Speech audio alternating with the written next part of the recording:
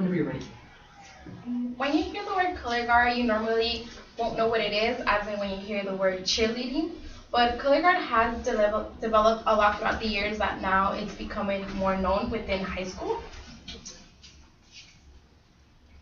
Color guard is also known as an entertainment unit, which they perform with marching band and halftime shows during football games.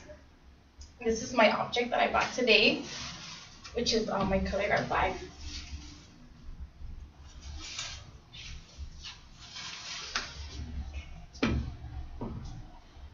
Oh! That didn't happen. Okay. The color guard flag represents the main goal when performing in halftime shows. We also use other elements, but this will be the main object we use in halftime shows. There's color guard in middle schools, high schools, colleges, and in universities, but I'm going to talk about my experience throughout my high school. By learning more about my color guard culture, you'll have a better understanding why I love this sport so much. First, I will talk about how the flag represents in the color guard culture and how I identify myself within the sport. This flag is the main object when it comes to color guard. We also use short flags, we use rifles, and we use sabers.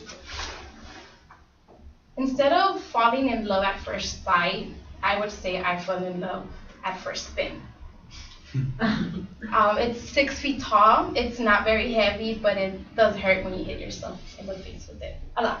But that shows that you are practicing and you have to hit yourself at least once to see how much effort you have put in within the sport.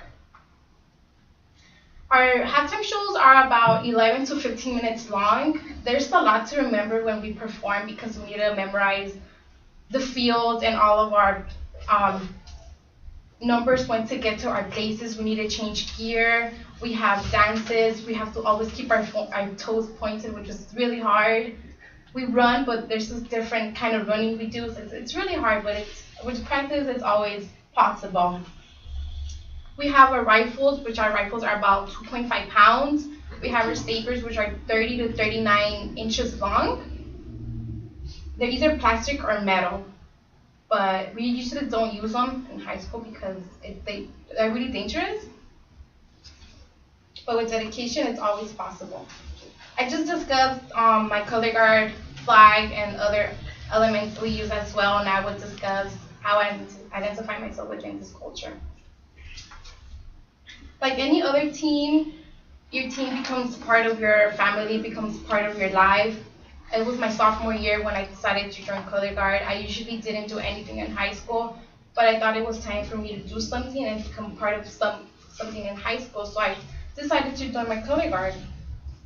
I fell in love with the flag and I fell in love with my team. It became of an everyday practice. It becomes of your lifetime every day because you go to competitions, you do your field shows, you perform. It's really fun.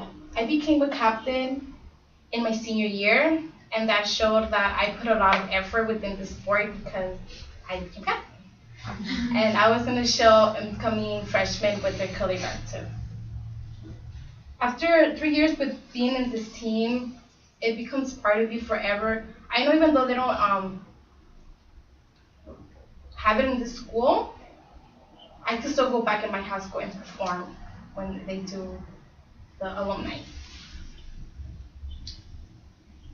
Okay, so even though I don't do this now, it would forever remain within myself because it's something that I always cherish. I still cherish all the objects I have.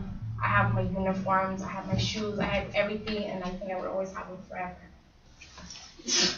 Now you have a better understanding about my color guard culture and what it represents to me. First, I talked about my tall flag and other elements we use and how I identify myself within this culture.